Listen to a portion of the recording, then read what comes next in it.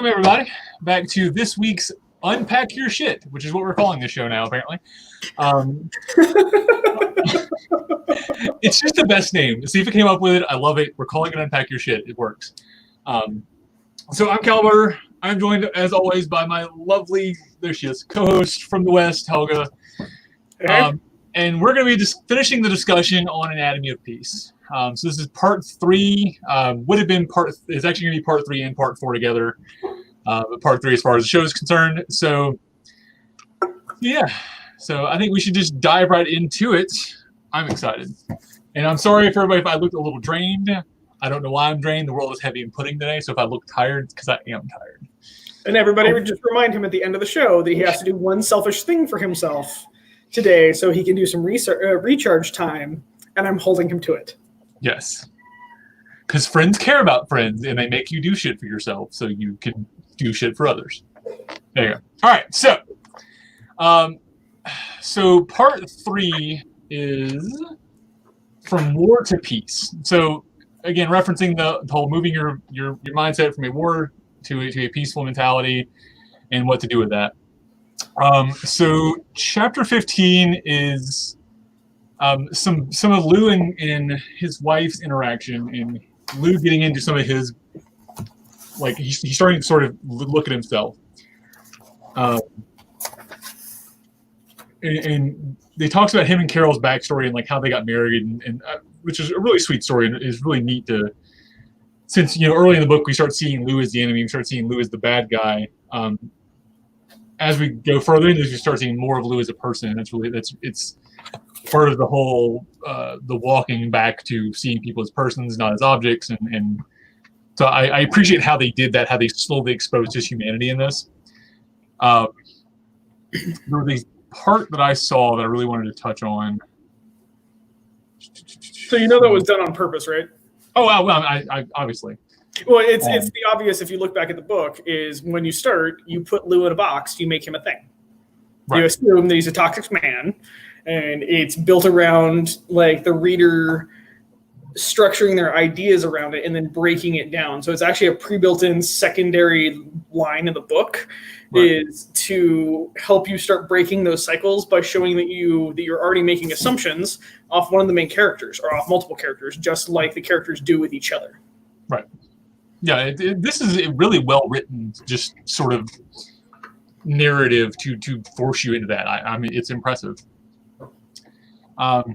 So anything from chapter 15 that's important to look at other than just that exposure? No, it's just the beginning exposure of us. Like you're starting to see the sweeter side of him, and it's going to be really interesting because it yo-yos back and forth between him actually being like a person versus him being a jackass. Right. In this, because this is starting to break the idea boxes down. This is starting to break. This whole section is about breaking the ideal box down and turning it into a healthy viewpoint. Right. All right, so looking forward to chapter 16, A Gift in Wartime. So this goes into a story that was told by Avi. So earlier we hear about Yusuf's background with Mordecai. So now this is Avi's version of that. Avi's sort of his big story that led him to where he is now. His friend named Hamish, that he worked together, or their parents worked together and grew up with, and all this. And Hamish being the enemy in this case for him, he was his Mordecai. You good? Oh yeah, no, there's a cat, so I'm just petting. I was like, you're fighting with your own like. Oh no! Hang on, let me introduce you. Yep. Oh, if there's a kitty, you have to. This is my little friend who's wanting to join us on the keyboard. Oh, gotcha. Okay, sorry. I saw you swat. I couldn't figure if you're like raising your hand or swatting at things. So. Oh no! He's got this really long, aggressive tail that he'll try to jam up your nostril real hard. Like it is a target where he's just like, pay attention to me. That's fair. I know people like that. I do know people like that. She's sitting in the other room. Let's see. Okay, so Avi and Hamish were friends, and when Avi's dad was killed in one of the war activities, Hamish came to him and was like trying to be supportive, and because he saw Hamish as the enemy and saw him as the bad guys in this case, because he was Israeli versus Jewish. Instead of accepting the help and the support that Hamish was trying to provide, Avi's response was to fight. Speaking of cats, so that was neat, and I appreciate that they had that story in there with Avi, and showing that his growth through that and how he's sort of built from it, and that later when he gets to actually working with Yusuf and him and Yusuf had their interaction, Yusuf finally said, "Why are you still holding on to that? What are you doing to get past that box for you?" And basically, Avi had to enroll in his own program essentially to figure out why he was, how that interaction was still working with him, and like how he was still engaging that same war mentality with that person. Mm-hmm. So this chapter for me is like, if you boil it down, it is the simplest way of how quickly it is, or how easy it is to create prejudice. Right. Or decide about a prejudice. So one action can ruin a friendship for a lifetime because a label was put onto it. So the action ended up being his father's death. His best friend, who is on the other side and has been his best friend since childhood, comes to say, "Oh my God, I'm so sorry your dad is gone. Like, let me mourn with you."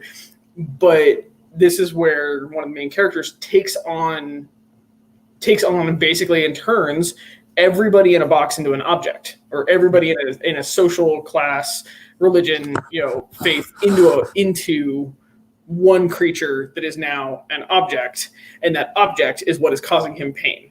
And so he couldn't see his friend as human, who is trying to come mourn with him at all. And so this chapter for me highlights just how easy it is to develop prejudice. Right. Yep. Oh, it's okay. You don't have to be quiet. Like I'm in the middle of the living room. I just took over the entire house. If there's any comments from the peanut gallery, feel free to interject them. I don't mind. Oh God, my pages are stuck together. Hold on. Let's see. So yeah, so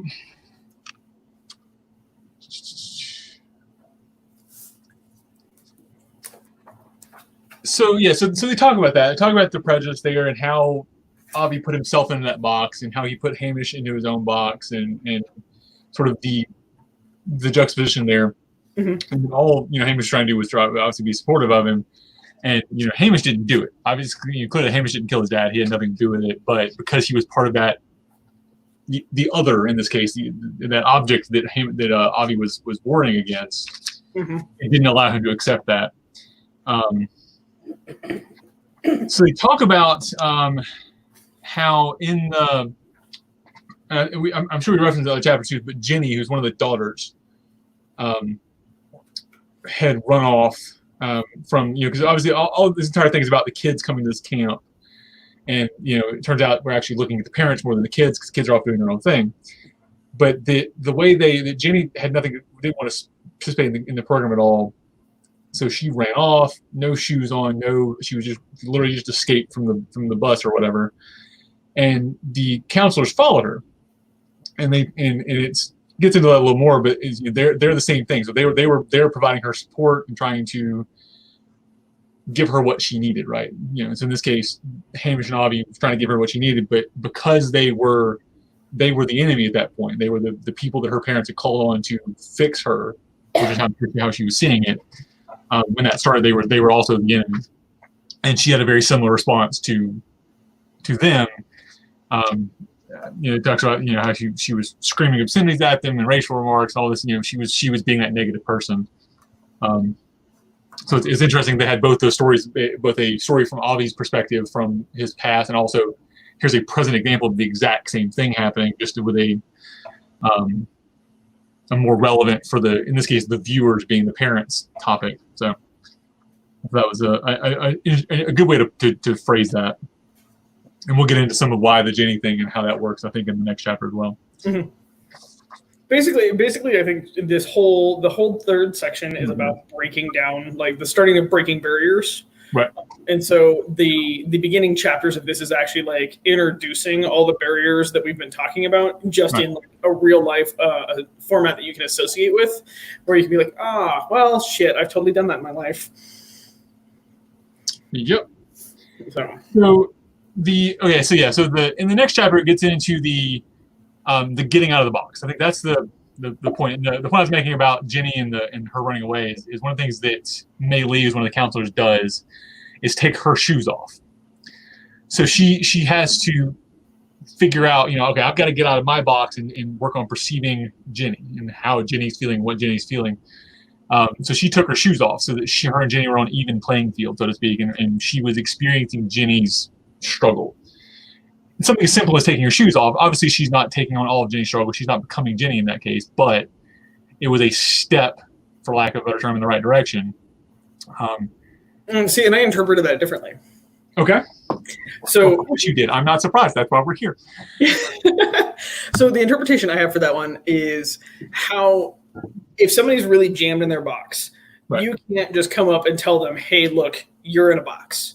Right. Like, it's not going to happen. They're not going to hear you. They're not going to do anything else like that. And so what the counselor did is actually gave Jenny a way to see her. Right.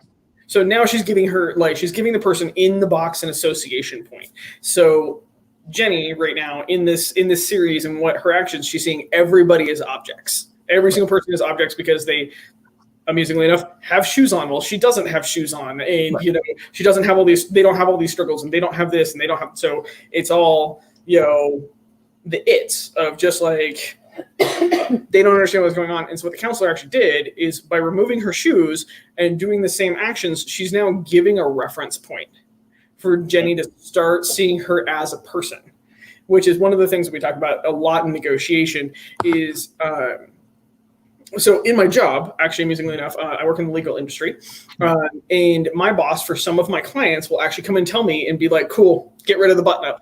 Like, dude's a biker. Like, he's really uptight about everybody being in suits and everything else like that. Legal facial piercings in. And so what we're doing is we're actually giving them a reference point. So they can feel comfortable with me about all legal work. Like, look, I'm not some uptight, lawyer. I'm actually going to show you that I can reference so I don't have to beat the prejudices. I'm already there. And so that's what I took by the counselor doing it is their job is actually to create those reference points with the kids and actually with the parents, because we see it throughout the book of they're giving each other reference points to start seeing each other as human. And so when you're outside of somebody's box and you can realize that they're in somebody's box, you have to figure out how they can reference you as a person. Not you don't need to understand their box at all. Right. What you need to do is you need to understand what it's going to take for them to see you as human. And so they will start interacting with you as a human versus as an object. Right. And I think one of the later, maybe in part 4 at this point, whatever. I was about to say, I might have just skipped ahead like 5 chapters. That's fine. That's why I'm trying to, and that's why formatting. Creating right. It was about creating that safe space, and like we hear, that's sort of a hot button issue of, that's an insult these days of, us snowflakes needing our safe space or whatever. But that's, I think, part of what you're doing is you're creating a safe space for that person to then interact and engage with you. So so you with your facial piercing, if you walk up to a biker with a suit on and slick back hair and you look like a typical lawyer, and a biker personality person is not going to respond well to that on a general basis because of prejudice both directions, just like somebody approaching a biker would assume certain biker things, right? Right, wrong, or otherwise, it's just how we are. We are prejudiced people, So creating that safe space by finding some sort of bridge, I think is important because then it allows them to let their defense down, get past the initial shock. That's what I meant. If that may not be what I said. Okay. Yeah, that is how I understood it as well. I may not have said it that way. Everything up to you need a nap and a big fat hug. I mean, those are both accurate things. All right, so okay, so we talked. So that's looking at getting out of the box. So how do we get? We can fix ourselves clearly. We know how to get out of our own boxes, or we know we need to get out of our own boxes. We don't necessarily know how to. We know we need to. Mm-hmm. we need to find the ways to do that, and also then allow other people to do that. And that's the two things I think are the two big points of getting out of the box. Yep. So there are 4 parts to getting out of the box. Technically, like 3 and a 4th, because the 4th one's kind of a separate one, I think. The 4 parts talks about is looking for the signs of the box. So blame, justification, horribilization, or the common box style. So the need to be seen as, better than, less than, those boxes. You start recognizing that is step 1. So we have to obviously know we're in a box to be able to get out of the box, right? The second one, I think, is what we were just touching on, is the finding an out-of-the-box place, right? Mm-hmm. So for Avi and Yusuf, that was their, they had their night at the campfire of we're 2 people sitting under the stars. It's the same stars we've always sat under. Like they saw each other just as 2 people sitting there. And Avi gave Yusuf that moment for Yusuf to then be able to step out of his own box and realize, that part of his problem was him being in that box. So this is you're finding common memories, finding common activities, taking your shoes off, leaving your piercings in, those connecting points.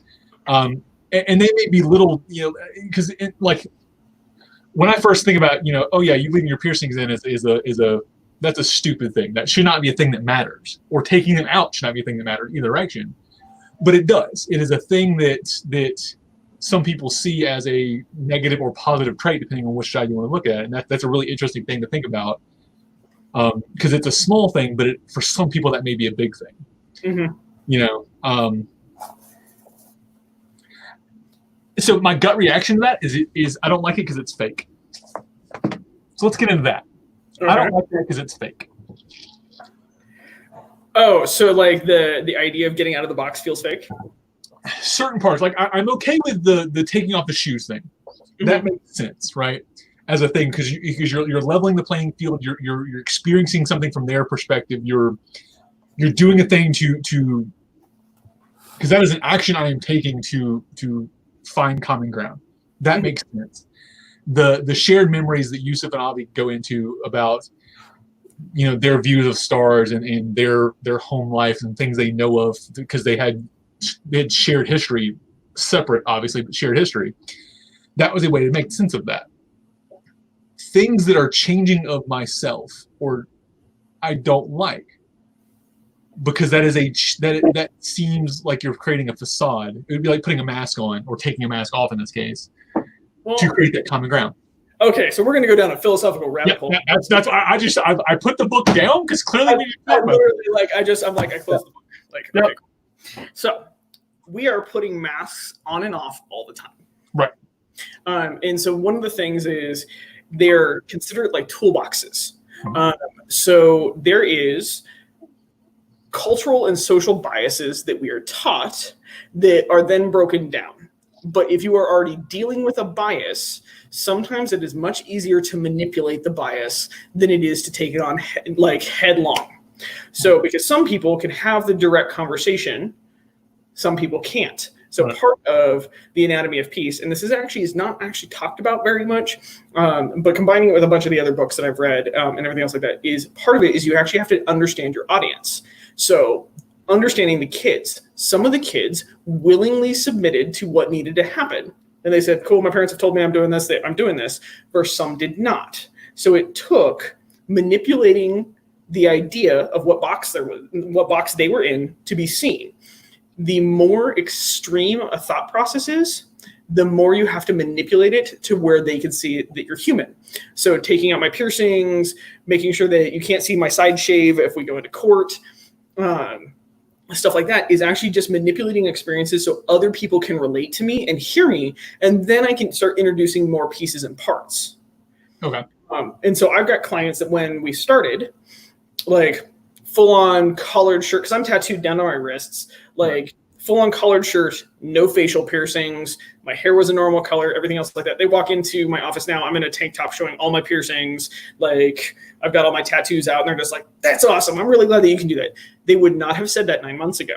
Right. But how our interactions went they have now changed their judgment across the plane. It's not just changing the judgment for me, it's their entire judgment thing. It's not like I broke the barrier. All I did was I gave them an idea to deal with their own bias, so their own box. So you had to gently introduce it. And I've actually had some really cool conversations with them afterwards where I was like, hey, when we started 18 months ago, you flat out in the interview said that you've got a bias against people with tattoos and blah, blah, blah. And now I've been your case manager for 18 months. Like, I'm super curious because you don't seem to have that bias anymore. And they'll be like, you gave me a reason to examine that.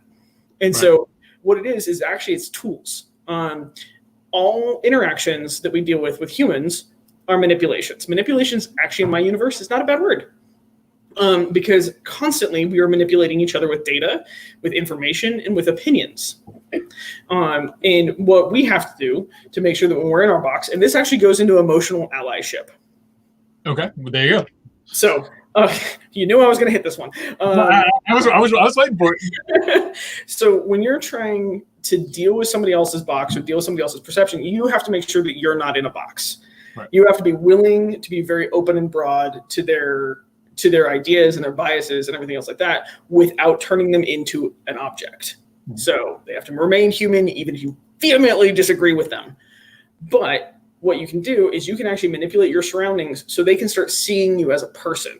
And again, I'm going to note this, and we did this in the first one. There are extreme cases where people are not worth doing this to, just so you know. Sometimes there is those outlying data points guarantee you they're going to use this against you. Please do not try this with anybody that's violent, with somebody that's super racist or homophobic.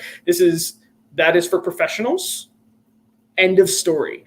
We're talking about the gray area people. We were talking about the middle bracket of people that maybe one side or the other. We're not going down into the extremist hole on this one. The casuals. Yes. Yeah. Well, the casual ends of the spectrum on this is how to have these conversations and introduce new ideas and address the box. If somebody is extreme in their box, again, never sacrifice your mental health, never sacrifice your safety, never sacrifice anything. They are not worth it. Do not blow your time on them. And that's, as I said, those go to the professionals. None of us are professionals. We've read a book. Right. Or you read a couple, but Yeah, I've read a lot of books. But because I'm one of those fucked up individuals, and I'm just I need to understand why I'm so screwed up. But in that, just remember that every interaction we have, we will put a mask on for people. So if we need to be you'll have some people that you realize and learn that you have to talk gentler to. That's a mask. You are actually changing how you present to make them more comfortable. And so you just have to decide what your lines are of how extreme that is willing to be. Because there's something as I said, we rapidly change depending on the people who are around us. We accept and normalize social cues. It's actually one of the most dangerous things about humans we are herd animals. We are not predators. Actually, we're fucking herd animals. Right. And so we will normalize behavior. And as long as the herd is doing the behavior, then we will normalize that behavior. And so that's where we have to watch out for in this is when you are doing something, are you accepting the social norm box and then creating emotional allies to reinforce you being in that box and that behavior being okay? And I've rabbit holed all over this.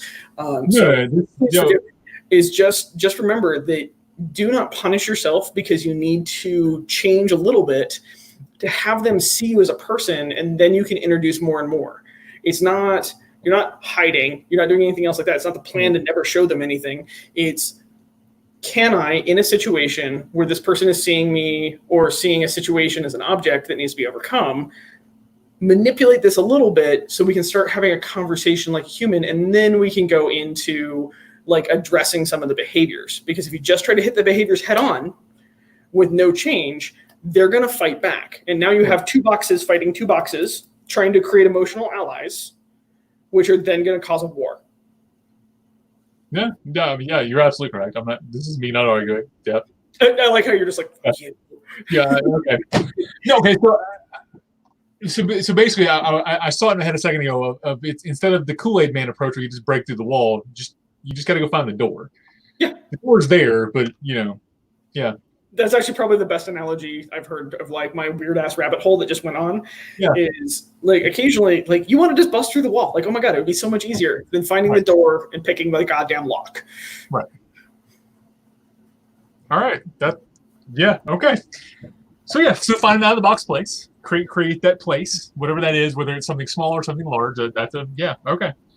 And the third part is then pondering the situation anew. So once you've created that out of the box place, so this goes into the having the conversation. Once you've had that out of the box place, so once you've found that common ground, once you found having a conversation is pondering okay, I was in a box. Here's the box I was in. Here's my getting out of the box or getting a person out of the box. Let's then look back at the situation we were previously in. Okay, how are we now looking at this differently? And what can we do differently in that situation? And where is it? So Yusuf talks about this in some of his coming to the U.S. stories and dealing with. He was at a protest, and I think it's actually funny that we're looking at very similar protests from the 50s that we're seeing yesterday in this case. Yeah. Where he was running on a protest. It was a civil rights protest. And there's gas canisters going off and the whole thing, everything exploding. And he ran up to a gentleman who was very calm about the whole thing, and was like, "Why are you not mad? Why are you not fighting?" He's like, basically, it's not going to do any good. Like me fighting this at this point is not where I need to be. We need to then, like he'd already stepped out of his own box to realize that there was no point in worrying about this. That it was, these people are people who have made a decision or doing a thing. Yes, there's a fight going on, but being mad doesn't help it, right? There's a quote. Let me see if I can find it here. Oh, where is it? No, can't find it now. Anyways, but he said something very profound that I can't find now.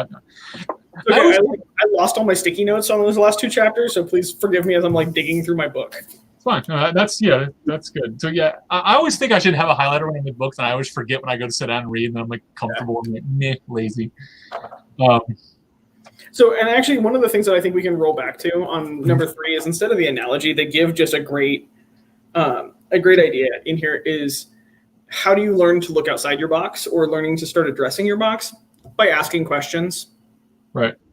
And this is where, again, I'm going to rabbit hole a little bit. Learning how to ask non-biased questions. So learning how to ask questions that are, you're not preloading them to seek an answer, like a specific answer. You need to ask the questions, understanding you might get answers that you don't fucking like. But they're still the answer to the question.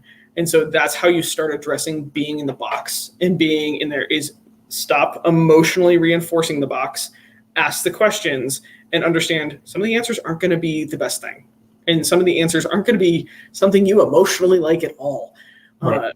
But that's by asking for those perspectives and by looking forward towards them, you're going to start addressing your own behaviors that reinforce the box. And that's actually interesting because I've seen that a lot recently too. In some of the conversations we had, we've been having a lot of difficult conversations in society as a whole recently about all the stuff going on, and a lot of the questions that are being asked are very pointed and are very singular. It's very obvious. I want this answer, and if you don't have this answer, I don't agree with you. Well, that's at that point. What's the point? Is you're a step back and you're still in your box. So some of the questions that I just found the page about the questions here. What are this person's or people's challenges, trials, burdens, and pains? How am I, or some group of which I am part of, adding these challenges? In what other ways have I or my group neglected or mistreated this person or group? In what ways am I better than, I deserve, worse than, and need to be seen as boxes obscuring the truth about others and myself and interfering with potential solutions? And then what am I feeling I should do for this person or group, and what can I do to help? So those are some really interesting questions to ask, even, for a lot of our problems. So I have those questions printed out and next to my computer. Okay. So I am relatively active online and dealing with moderation on a big group and everything else like that. And so when I realize that I'm emotionally reacting to something, likely if I'm emotionally reacting, I'm probably coming out of my own box.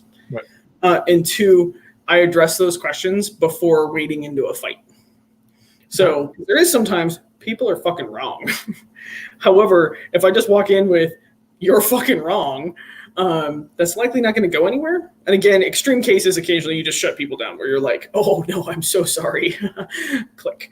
The ban button is important. Yeah, the ban button is really important. But if, again, we're talking about the gray area people, we're talking about the people that are not so deep into their box that they can't shift ideas. Right. Or address ideas and have the conversation, is you have to address these questions before you wade in, because you now have an opportunity in that of, if you're addressing these questions before you walk in, you actually may be able to influence that person into discovering another thought process or looking at their own box. Right. Again, it's a relatively gentle, in quotes, thing that you have to do, because you have to invite them to see that they're living in their own fucking weird ass refrigerator box. And so, by the way, that's also a really fun one when you finally get people to start understanding that they're in boxes. Ask them what they've made their box out of, and just remind them it's a refrigerator box, and new ideas are just the razor blade that you can cut like little windows in your box, and you can add a door, and you can walk the fuck out of your box. But that's one of the things, is like, it's not a box made of iron. It's not anything like that. It's cardboard. Cardboard, yeah. Literally, thoughts are cardboard. So basically, it's funny. As I heard you talk through that, like I literally watched the 3 steps of. So you look for the signs. You saw yourself getting emotional. So that was a sign of being in a box. Mm-hmm. You having the questions there was you finding your out of the box place. Like you literally that was your trigger. That was your joint memory. That was your tool, your activity to allow you to get that out of box place. And then you went through the questions that were pondering the situation. So that's fascinating that literally the questions cause you to cycle through that. Yep. It was a trigger. That's cool. Yeah. That's just the reason why I use it all the time. Like, right. especially if I'm being emotionally reactive to something, like if I want to wade in and fight, and I'm a fighty person, if I want to wade in and fight, I have to step back and ask all these questions so I can get back to a place where I can actually address the situation versus just reinforcing what they're thinking and what I'm thinking. Right. And I think it's easy for, especially those of us who are combat related people and who are used to, that's how we deal with problems, that you hit it with a stick. Like, it's very easy to go to a fight like that, but stepping back and doing that turns it into more of it becomes a chess game and not a Rock'em Sock'em Robots thing. Yep. And thinking about it, to delve into that for a second, the people who I know who are really great fighters and not just occasionally hot sticks, that's how they talk about fighting. So, as a matter of fact, His Majesty Tim was down here before in the before times, and he talked about that his approach to fighting is very much it's all calculated. It's all mind game. The stick is the easy part. That it's the head space and the finding the right paths and calculating things is the important part. So it's essentially the same idea. Is you're having to, yes, you're going to weigh into battle, and yes, you're going to do those things, and the battle has to happen, but if you go into it with the punch in face mentality, that's your only objective. If you can step back and go through your plan, essentially, you have a much better outcome of success in this case, whatever that success looks like for you. Mm-hmm. That's interesting. And then, so in step 4 is the staying out of the box step, is acting upon what you've discovered or doing what you feel you should do. So in this case, you have your negative emotional reaction, you realize it, you go through the questions, and you go, okay, now I can go address this. I can go fight that fight I need to fight from a much better place. So that's, stellar. Damn it. So that's part 3 in a nutshell right there, folks. Part 3 is all about getting out of the box. That is the 4 parts. one of the things that like I'll tell you guys, or I'll speak to, and we've gone again, like we're at the end of the book where you and I get to rabbit hole a bunch and apply the knowledge. Is I'm actually really serious about like if you're a visual creature and you're understanding that you're in a box, literally envision yourself inside a box for a moment. How do I need to get out of it? Like what stages and steps do I need to do it? But just also imagine that you will try to trap yourself. You will actually, like, our brain is wired for survival, which means it's going to say, I must do X, Y, and Z, and this person is wrong. And to do that, I will survive. If I win, I survive. It is literally a very, very programmed, systematic thing that our brain continues to reinforce through our lives. And so our boxes are very dangerous because our boxes will reinforce that need to survive a fight when really it's a fucking keyboard, people. Right. Like, and so sit back for a moment and understand, like, I will occasionally just imagine myself sitting in a fucking shipping box and just being like, well, I'm the dumbass that stuck myself here, so I should probably address it. So I'm going to get out of this box. And stuff like that, like little things like that will help me, like it helps me personally address when I'm in a box. If I can give myself a visualization of stepping outside the box, like what stages and steps do I need to do to get out of this box? And then I'm free of that refrigerator box or that like little shipping box. Like, and the smaller and angrier I am, the smaller I envision the box. So you like, if you think of a cat sitting in like one of the like the really small shoe boxes and there's more cat than box, like occasionally I imagine myself there. If I'm really angry, that box is really small and very reinforced and I'm trying to jam myself in it. And I want everybody else to be in there too, because this is the box and I should be there. And I want emotional allies saying that box is right. But I make it totally absurd. Like I give myself just the most absurd image possible because that's what I'm being. I'm being absurd at that moment in time.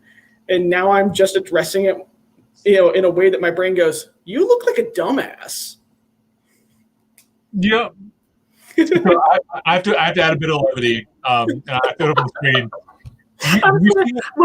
My friend is sitting here listening to this and she looks at me dead in the eyes and she goes, does this box make me look fat? Nice. So Kisa is I sits. I'm not leaving my box ever. There you go. She's a cat in the box, and she's not leaving her box ever.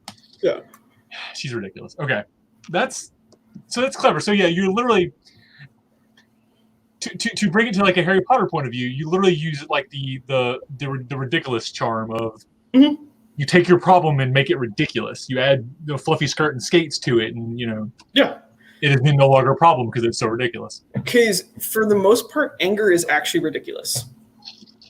If you think about it, like if you actually stop being angry for like a moment, and that's one of the things that they talk about, like in the beginning of the book, when the edging the lawn thing, that entire fight was ridiculous. Yeah, so dumb. And had they actually sat down and talked about expectations and needs and wants in the process, it would have solved the entire problem. But no, it blew up into some ridiculous argument that lasted hours and pissed everybody off.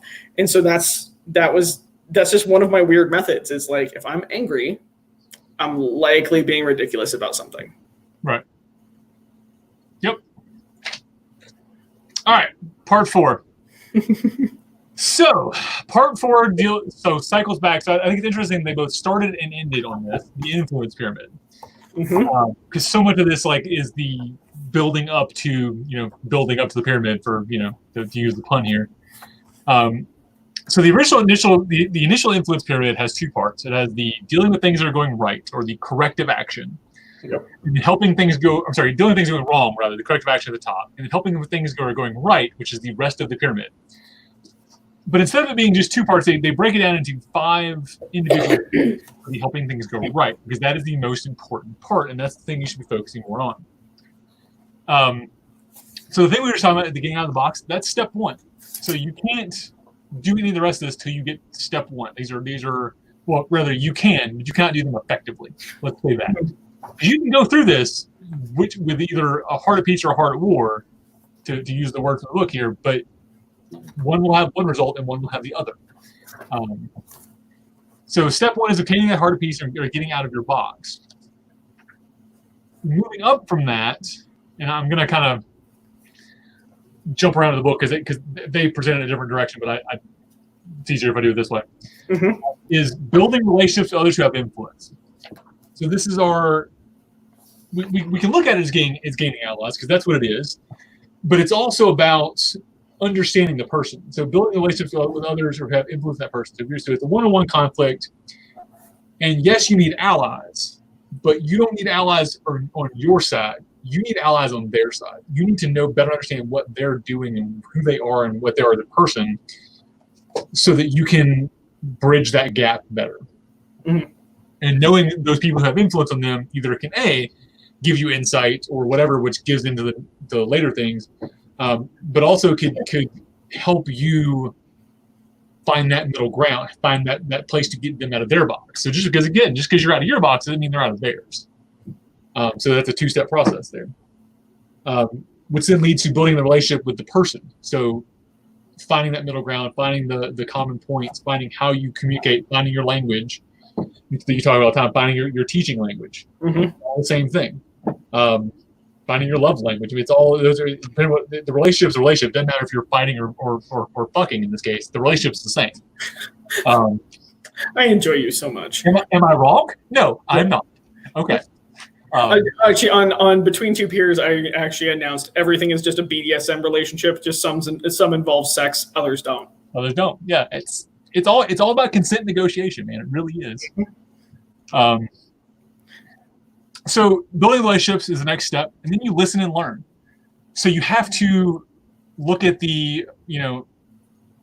I'm listening to you, so I'm hearing words you're saying to me, but am I actually ingesting them? Am I really embracing what you're saying? So I actually I applied the parts of this book earlier today.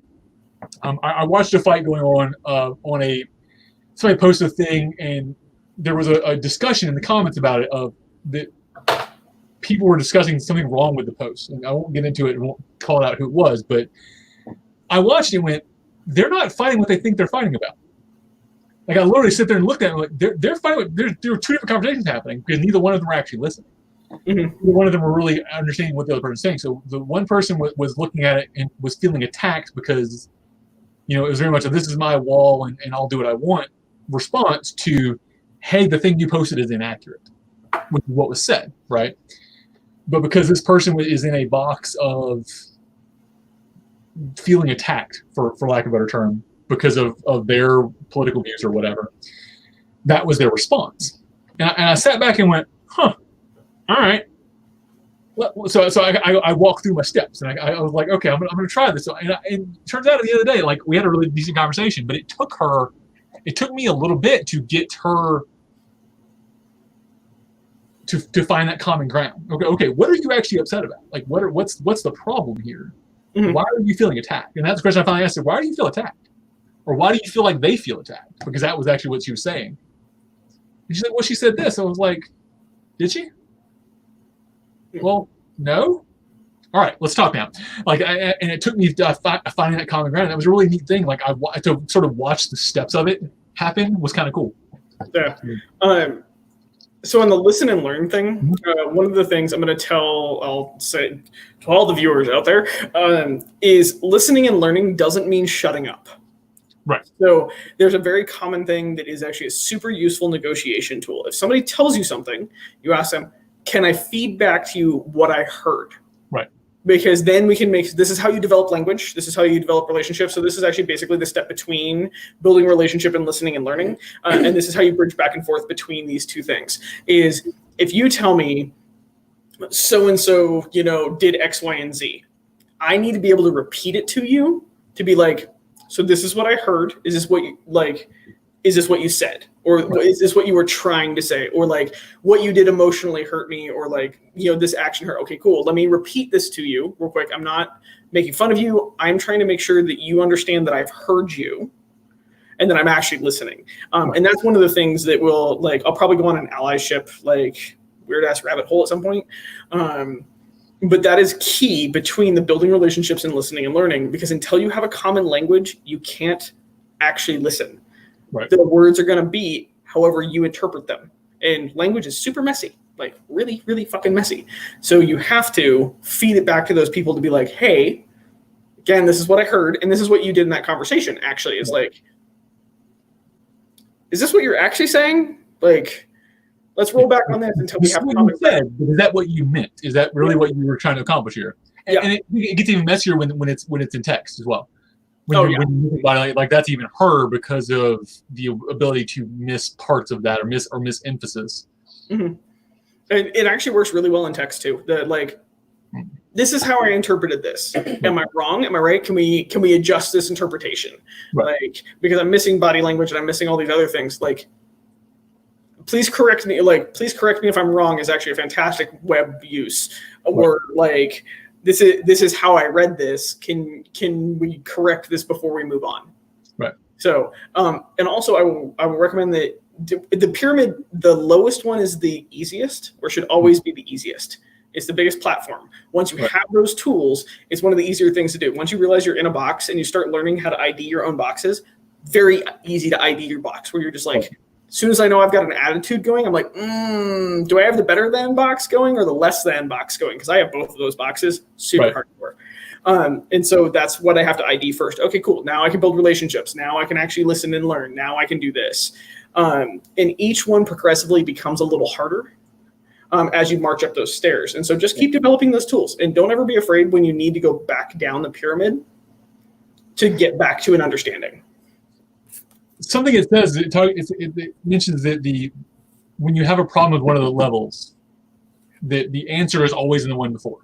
Mm-hmm. The solution for your problem is always in the step before. And I was like, oh, shit. Okay, so yeah, so if you're having trouble building relationships with others who have influence, it's because you're not out of your own box yet. Mm-hmm. It's because you're missing something with you. So, or if you're having trouble building a relationship with that person, look back and find other people. Find your sources. Find your relationships outside of that. And if you can't listen and learn, it's because you haven't built a relationship yet. So yeah, you have to have one before the other. And if one starts to fail, then you missed something with the one previous, and you need to step back. Or you built it, but it's built out of wood instead of stone. Like you need to solidify that more, and then move on. So yeah, that's which is interesting. That it talks about the when building relationships. Like one of the quotes it just stuck out is the enemy of my enemy is my friend. Mm-hmm. It's not inaccurate. Like it's not wrong. It's a bit harsh, but it's not wrong. Yeah. Also, just be careful with that one right there. Are you creating allies or are you creating emotional allies? Right. Because that's one of the, or actually, and this is I'll rephrase that. Are you building relationships or are you building allies? Because that's, what was that? Are you building relationships or are you building followers? Yeah. Or like relationships or followers. Right. Right. So,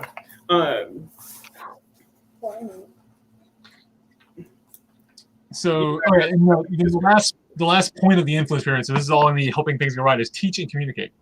So this goes back to once you've built a relationship, once you listen and learned, and you've sort of found that language and you figured out you sort of found the problem and found your common ground, is communicating back to them your understandings and the problems, and sort of finding that, teaching them the what the issue was and where the problems are, and starting to have that conversation. I think that's the start of that, which then leads you into the corrective actions of how to fix it. Mm-hmm. Being at that point the point of the pyramid. So that's a whole lot of work to do before fixing a problem. But and this becomes more complicated the bigger the group of people are. Right. So, because you have to remember that each person has to walk through this pyramid, and other people will jump onto your pyramid. Like that's actually I think that's part of the issue going on with like online communication in big group settings is you will start building the pyramid and trying to have the conversation, and somebody's going to dogpile like on step 2 to 4. Right. But they're coming at it from an in the box space. So they haven't done the work on their pyramid at all. But they're coming at it from in the box space, and they are either deciding that you're against them or for them. And so when that happens, back down a couple stages, because now you have another person in that situation. And so you've got to rebuild a foundation so everybody's on the same foundation. And so you can continue the conversation on, because otherwise what it'll do, it'll just log jam that pyramid and cold stop the conversation. Okay. That's it. Yeah. So how do you do that in an online capacity? Being someone who deals with this on a regular basis, what's your Oh God, Right. a lot of alcohol. Apparently. So a lot of it is actually, so if somebody is easy enough to have the conversation with, so you've got like 3 or 4 people that are having a conversation, it's devolved into an argument. First, stop the argument. Like, come in and address it. You may be the bad guy to everybody at that moment in time, just so you know. Like, right. You gotta be prepare to have a little bit of a thick skin. I have seen board moderators and admins get pissed on more times in the last few months than ever should have happened. But you are the bad guy, so I get it. Yeah. Yeah. And because now, like, everybody's emotionally invested, they're building their allies, and you come in and you're just like, no, like, I'm sorry, my bad. This is not going to go on. Right. But then giving people a way to go back to the foundation. So this is one of the reasons why a good admin or a moderator is it's just like a mediator for a divorce or anything else like that. They're worth their weight in gold, because they're going to bring people back to the lower pyramid before trying to address the problem, before trying to make corrections. So they've actually stepped in to make a correction. It's like the hard top tier correction real quick of just like, cool, none of us have built the foundation, back to the foundation. And you find points of relation. So your job as a moderator, admin, mediator is to find points of relation and get everybody to start first. Nobody's an object. Everybody has to be a person. Now everybody has to address their box. Now everybody can start addressing the conversation and building relationships with each other of like, cool, all these people commonly share this idea. All these people commonly share this idea. And so your job as an admin or a moderator, once you've stepped in, is making sure that you're the one that's like holding people to each stage of the pyramid before the conversation goes on. And, you know, if needed, then making a hard correction. Like, and it's time consuming and it's hard because people right now are bored. They are locked in their houses. A lot of people are very scared, and that creates anger. And so they're looking for an outlet and they're looking for a reason to like blow off some steam. And a lot of them aren't doing it in a healthy manner. Like myself included, I have totally lost my shit. Like I have 100% lost my shit during this time. But what I'll try to do is, again, when stepping in, everybody goes back down to the base. Why are we reacting? What's going on? Those questions. Get people to ask those questions. Those 5 questions in this book, start asking them those questions. Right. Like, and that'll get everybody to ground back down. Because here's one of the weird things about humans. Humans love talking about themselves. Sure. You can use that in an argument to be like, hey, whoa, breaks. This is now devolved into an argument. Where are you at, actually? Like, what are you thinking? What are you experiencing? Why are you reacting this way? And getting them to unlock and start acting and talking about why they're doing it will actually generate points of relation with other people. It automatically starts creating those relationships outside of it accidentally, because now they're giving points of reference. So instead of dying on this hill, they're now saying, well, I'm afraid of this. I am worried about this. This is why I'm emotionally reacting, or this person offended me because of X, Y, and Z. Now they've given you where you can start that conversation. X, Y, and Z are the conversation.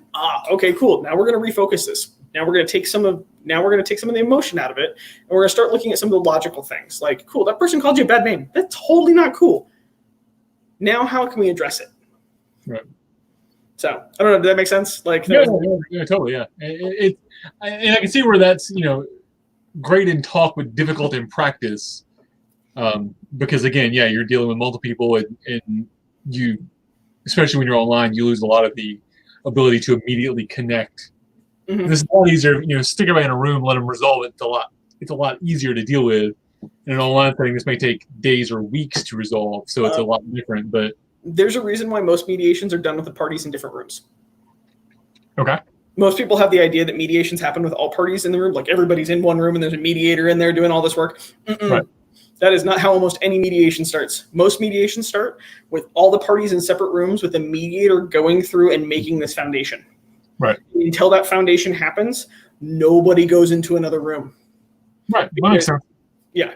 So, and that's something you have to do occasionally online, is you just separate the parties, where you're just like, nope, this is not happening. And I can tell you that when you do this, you just kind of have to gently stand your ground. In the last week, I've been called an apologist. I have been called a snowflake. I have been called a bitch. I have had shit written about me on the internet, all because I'm just like, hey, we're not devolving into an argument here. We can either talk about the topic or we can just not have it right now. Right. And so it will happen where they will turn the target on you if they're not ready to start building the foundation. And that's something that you just have to understand. They're now the extreme outliers. They're not a gray area person anymore. They're actually the extreme outliers, and they're out there to actually cause problems, not because they feel something and they don't know how to build that foundation and start having the conversation. So just remember, flick out the outliers. There you go. All right. Also, when you get mad, don't get mad on the internet with your keyboard. Sure.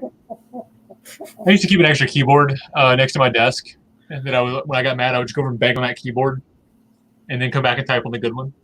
Because I would break keyboards inevitably, because I would just get so grumpy and start typing so hard. So I had an extra keyboard I could type on with my aggressive typing keyboard.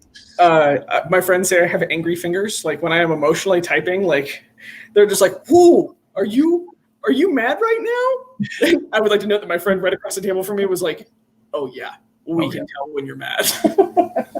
Yeah, I do that with my thumbs. Like you'll hear my thumbs on my phone. You can start hearing them thump a little harder. So I guess. Well, but that's a trigger for when you're in your box. Right. Like just to think of it, that's a great example of like, oh, I'm in my box. I am emotionally assaulting my keyboard right now. Maybe I should check my box. Mine is, I noticed this today, and I realized I've noticed it before but never acted on it, but I noticed it today and acted on it. It was when I start responding, like somebody, a message comes in and I start responding immediately. Mm-hmm. And then a pop-up starts, like their message pops up, like the little bubbles pop up. Then I start typing faster to try to beat their message in. Oh yeah, that's 100%. You are like, nope.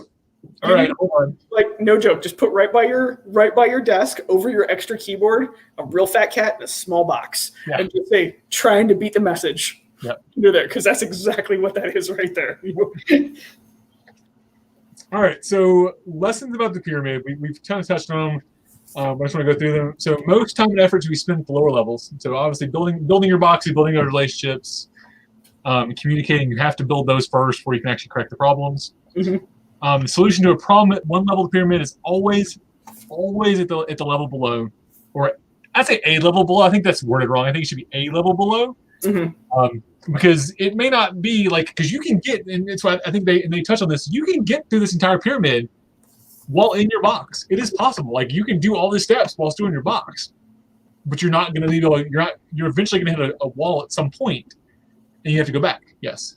I have a total point. If you can actually go through the pyramid in the box, you're having a conversation with yourself and not another person. Well, of course, that's accurate. Yes.